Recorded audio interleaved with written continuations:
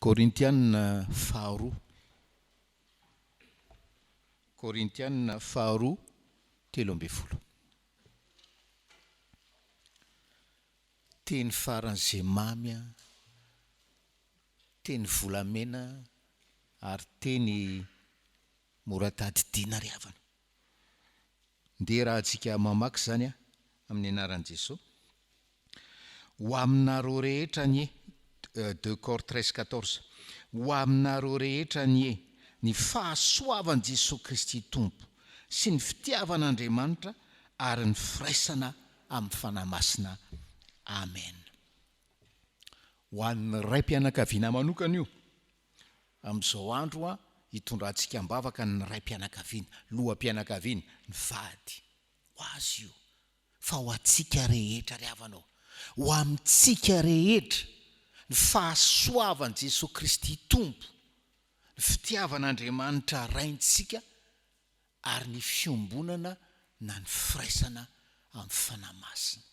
Dia ho tody soamatsara any an-danitra isika ry havanao.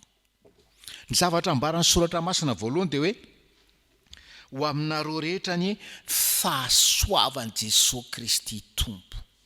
Tsy ny fitiavan'Andriamanitra aloha ny voalohany, tsy ny fiombonana Fanahy Masina aloha ny voalohany izy ny apôstôly Paoly. Fahasoavan'i Jesoa Kristy Tompo amiko a sy anao. Izy zany mila fahasoavana, ny olona tsy mendrika. Ary inona tsy mamendrika antsika olombelona? Fahotantsika ry havanao. Zay aloha ny traiten'ny soratra masina. Zay ny traiten'Andriamanitra amin'ny alalan'i Jesoa Kristy, ny fahotako sy ny fahotanao e. Ary io fahasoavana io dia fahasoavan'i Jesoa Kristy mahatonga hamelanao. Zay aloha le fahasoavana, mila avely ianao. Jereny amin'ny fahasoavana ianao le tsy mendrika. Jereny amin'ny fahasoavana ianao. Ary ny teny fampanantenana dia hoe teo amin'izay nibiazan'ny fahotana, fahotako sy ny fahotanao. No nioarany fahasoavana be lavitra, zany vaovao mahafaly, fahasoavan'i Jesoa Kristy Tompo ry havanao. Dia misy teny hoe zany ve tsy hoe manome fahalalahana ny olona hanota.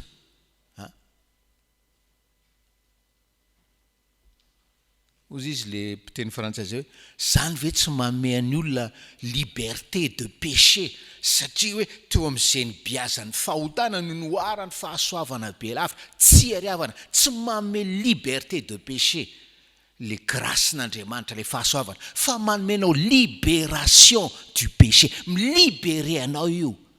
Lalàna jiosy miteny hoe lalàna sivily miteny aza mangalatra. Fahasoavan'Andriamanitra miteny hoe mamela heloko anao ary zao meko hery ianao, tsy sotroina tokatsony, tsy boboka toka tahaka an'io ka ho mambolava. Zany izy.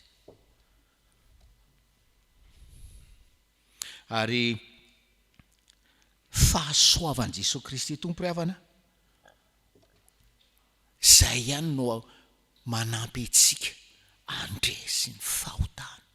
Sady tsy manameloka antsika izy no manampy antsika andresy fahotana. Sady tsy manameloka antsika izy no manampy antsika andresy ny fahotana.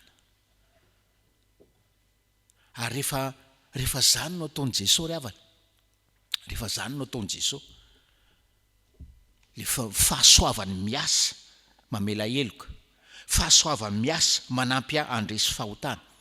Rehefa zany no ataony dia ny zavatra ataony keo dia hoe mampiavana amin'Andriamanitra raiko, mampiavana amin'Andriamanitra raiko, ary mamerina ao amin'ny fanekem-pahasoavana, ao amin'ilay alliance de grâce izay naoriny tamin'ny rano teo amin'ny hazo fijaliana ry havanao. Zany io fahasoavan'i Jesoa Kristy io. Mamela, mamela, manampy andresy fahotana, mampiavana amin'ny raiko any an-danitra. Ary rehefa hoe miasa ao amiko fahasoavan'i Jesoa Kristy.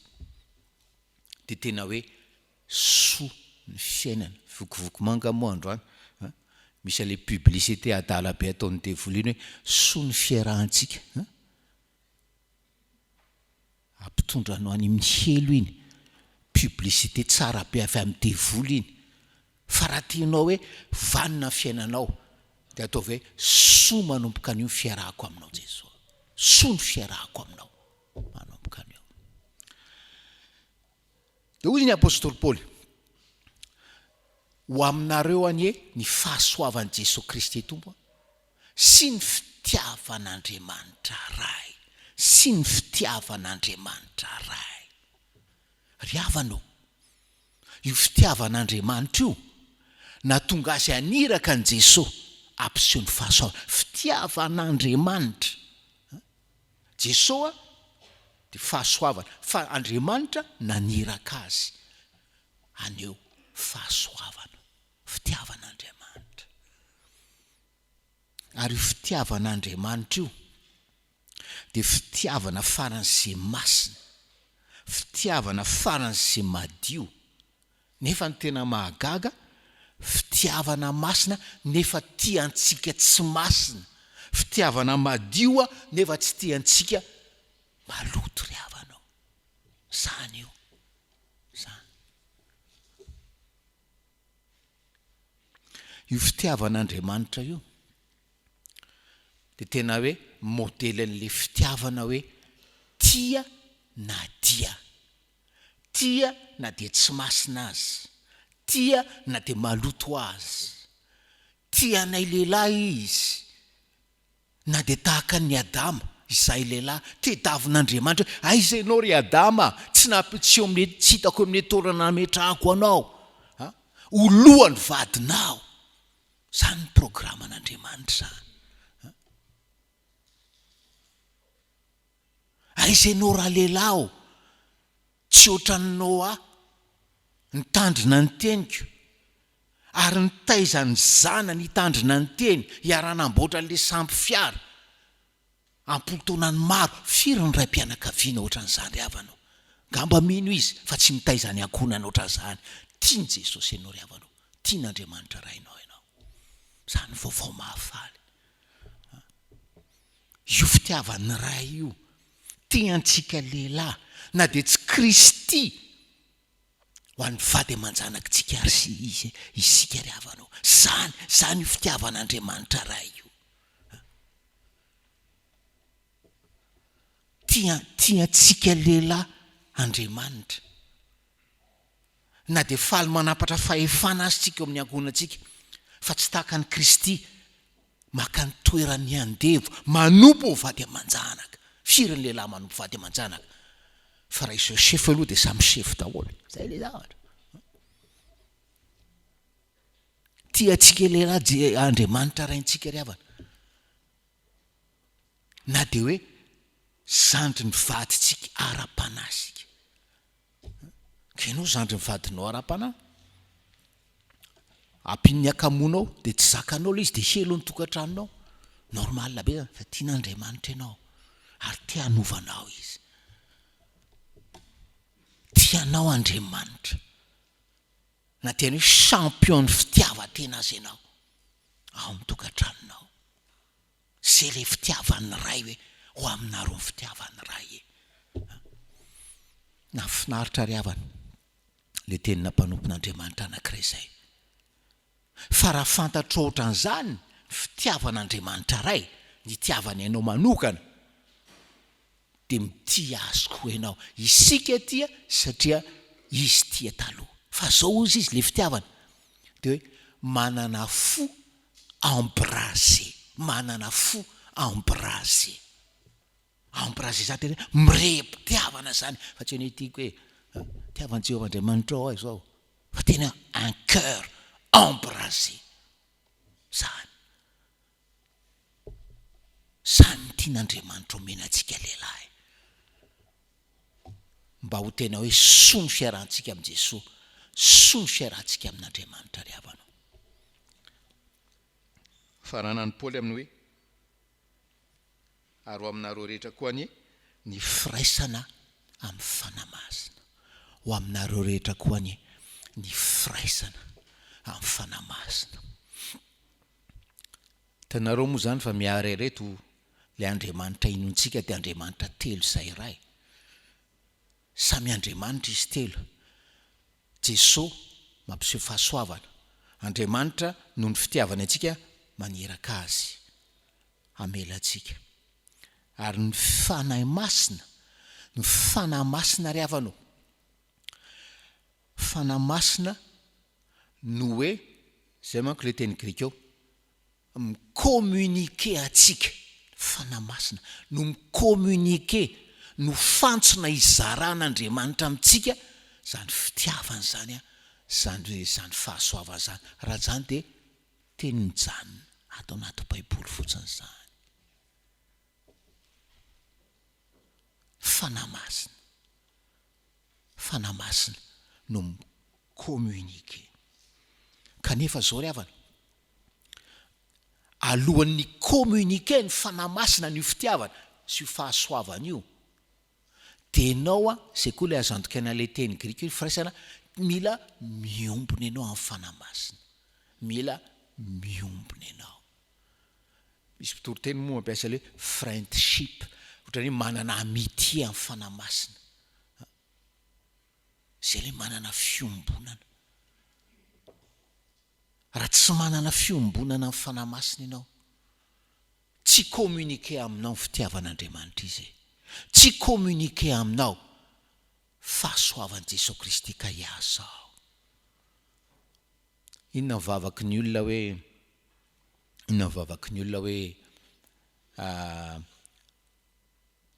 te hiray amin'ny fanahy masina, te hiombona amin'ny fanahy masina, manantena amin'ny fanahy masina hicommuniquer fitiavana sy fahasoavana, hoe ray malalo mangataka aminao amin'ny anaran'i Jesoa Kristy, oka zaho ho tempolon'ny fanahy masina araka ny programanao amiko. Oka zaho ho tempolon'ny fanahy masina araka ny programanao amiko. Fa manaiky aho. Ary hoe rehefa tempolon'ny fanahy masina, dia ny fanahy masina ry havana sady communiquer le fitiavana, communiquer le fahasoavana. Araka le 174 tsara be teo hoe fanahy masina no anoro antsika ny lalany. Fanahy masina no anoro antsika lalana. Zany io teny volamena io ry havanao. Faranana zao teny zao ry havanao. Raha azontsika amin'ny mazava-dehibe an'izany tsodrano zany, tapao ny hevitra rahalahy, tapao ny hevitra manomboka androany, isaina bebe koa ny 2 KOR 13-14 io ianao. Zany hoe fahasoavan'i Jesoa Kristy aminao zany, zany fitiavan'Andriamanitra rainao an'izany, rainao zany. Zany hoe firaisana amin'ny fanahy masina zany. Ary ny fisainanao an'izany, mandrakariva, anova ny finoanao, fa anova indrindrindra koa mavady anao, maray mpianakaviana, anova.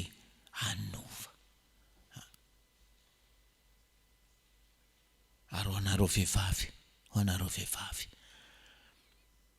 fa mahita lehilahy sasany aho, na fantatro ianareo na tsy fantatro, tena malahelo anareo aho.